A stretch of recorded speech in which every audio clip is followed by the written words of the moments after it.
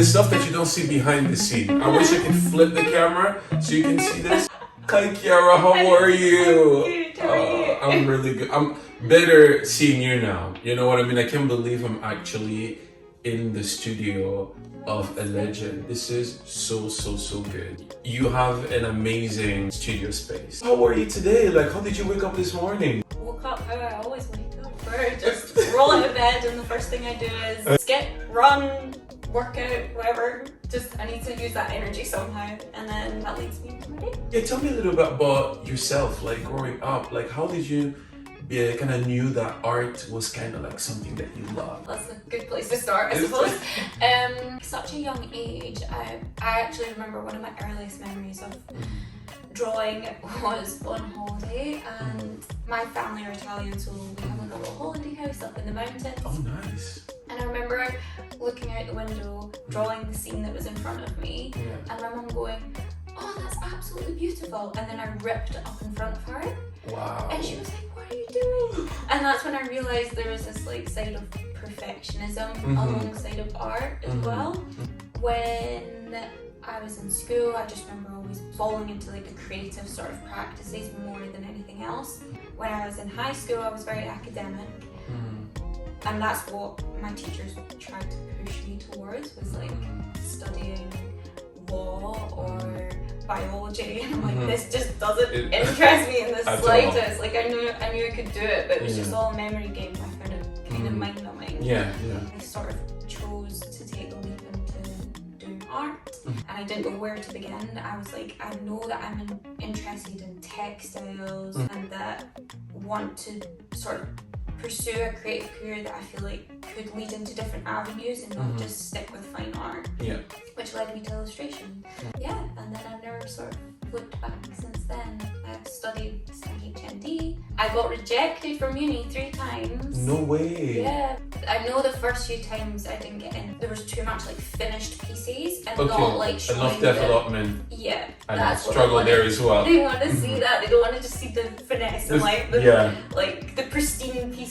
I know that was like the reason I didn't get in the first time. And then beyond that, I don't know. And I remember going to my lecturers in my HND like, maybe this is just not for me. Like, if I'm not going to even get into uni. And they were like, no, just take that leap into freelance. Like, work hard and you keep developing your style on your own. You'll still get somewhere. That's what I did. Wow, and I mean, here we are. You know what I mean? Your stuff are incredible. And obviously you have a specific style in the way that you paint. How did that came about? Did you have to do different style of painting and drawings to finally land into this one specifically, or was this always a style that you had? I had no idea when I like first started. Even when I left college, I was like known for drawing really long-limbed bodies and tiny heads, and it sort of changed since that as well. Like that was like quintessential Chiara, but it's not anymore. I think with art, it's like it evolves with you as well. So a lot of the stuff that I did in college was very subdued and sort of like darker. And when I think back to even like my fashion sense back then, like I wouldn't dress as quirky, and then I think when you start to find yourself a little bit more, it shows in your art as well. So I feel like now everything's like super colourful. Has it always been this colourful? No. Or was it there's a lot of like colours and playful, it's like very summery and there's this childness to the way that you paint. Like, how did that came about as well? So for me, colour is everything now. Like, I think it's a great way to like speak through a piece is finding like colours that work well together. And a lot of the time my pieces will start with the colour before I even think of the composition or what's going in or the characters or anything. I'm like, this is a colour palette I want to use. I just find colour makes me happy, and it's like a form of escape for me. So in times when I've been struggling with stuff, I know that I can create like a bright and happy place through my artwork. Wow. Do did you have any artists that you look up to that inspired you? Or, So many. and why did they inspire you? If you can pick your top 4. Oh my goodness, that's a different Out of question. the many. I always go back to Matisse, but it sounds very cliche. I'm super into like detail. Looking at Matisse, his work, for me, it reminds me that simplifying is good, and using like block and like more vibrant colours. So I always go back to him. Quentin Blake as well, so very famous illustrator. It's completely different to my style, which I think for me is a good thing when you're inspired by people that are far different than so who you are. different to you. Because I know that I would never, like, my work would never end up looking like that, but I can take something out of an everybody. appreciation of like the different styles of working, so that's sort of more sketchy and scribbly, which is not like mine's at all. But I like to bring elements of that in. Something often artists gets inspired by a lot of different things, right? Like something it could even be, well, it could be an artist, it could be a plant, it could be a place, you know. And is there a specific place that maybe that you like to be in where you feel? I love this now. Yeah. When people ask me like what artists or things I'm inspired by, I think it's important to be inspired by other artists.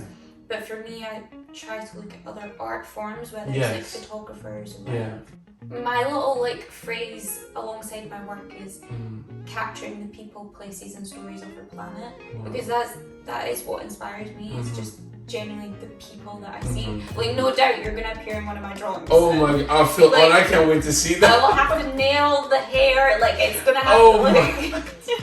Listen, I feel honored that Chiara would even paint me. Like, what? I think I would probably frame this forever. Like, I would keep that forever. Like, this will never be touched by anyone else. Oh, I feel honored. I can't wait to see that. Remember this, everyone. Yeah, indeed.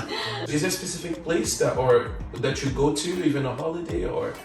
For me, it's item? like, it's always somewhere that's just like nature. Nature. And that's like, there's a lot of nature on your paintings as well, like, which I love. Like you said, people and places, and also like I suppose organic things like, you know, plants and all of that. That's really, really amazing. And did you always find it like easy to obviously express yourself growing up, or did you struggle at all at some point? Yeah, I really did. Especially in high school, I sort of just kept falling into groups where I didn't feel like creativity was a big thing, or that I should just put it on the back burner. Like it didn't resonate with anybody else. Of course. And I went through like a really bad spell, like an eating disorder and things, and that really impacted me seeing anything in like a hopeful way.